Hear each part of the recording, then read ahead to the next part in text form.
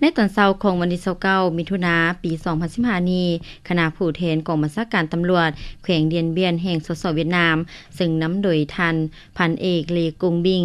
รองกองบัญชาการตำรวจแขวงเดียนเบียนได้เดินทางเยี่ยมยามและพบปะแลกเปลี่ยนเวียกงานป้องกันความสงบให้เกียรติต้อนรับท่าน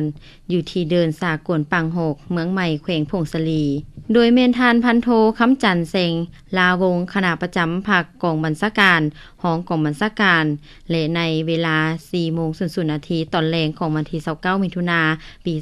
2015คณะผู้แทนได้เดินทางมาฮอดกองบัญชาการปกส.แขวงพงศลี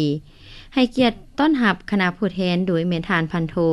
ศรีวงศ์ไสวิไลไฟรองเลขาคณะภาครองกองบัญชาการปกส.แขวงพร้อมด้วยคณะอย่างอบอุ่นและสนิทสนมมาฮอดวันที่30มิถุนายนปี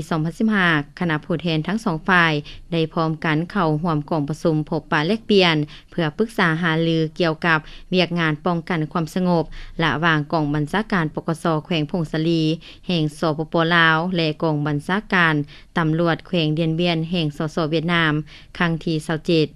ในกองประชุมทั้ง2ฝ่ายได้แลกเปลี่ยนบทเรียนเกี่ยวกับการรักษาความสงบของ2ประเทศเว้ารวมวสพ2แขวงพงศลีแห่งสปป.ลาวและแขวงเดียนเบียนแห่งสสเวียดนามในกองประชุมได้ลงนามเซ็นบทบันทึกร่วมมือและการเพิ่มทวีรักษาความสงบและความเป็นระเบียบเรียบร้อยตามชายแดนโดยจะตั้งปฏิบัติ7เวียกงานคือการกำแนสภาพการเพื่อแลกเปลี่ยนและจัดแจงให้กันทราบอย่างทันการเกี่ยวกับข้อมูลข่าวสารที่เกี่ยวข้องถึงความสงบความเป็นระเบียบเรียบร้อยของ2ฝ่ายโดยเฉพาะเมนกลอุบายเล่เหลี่ยมการเคลื่อนไหวของอิทธิกำลังปรปักษ์และพวกปฏิการเพิ่มทวีเวียกงานโฆษณาศึกษาอบรมให้ประชาชนทั้ง2ฝ่าย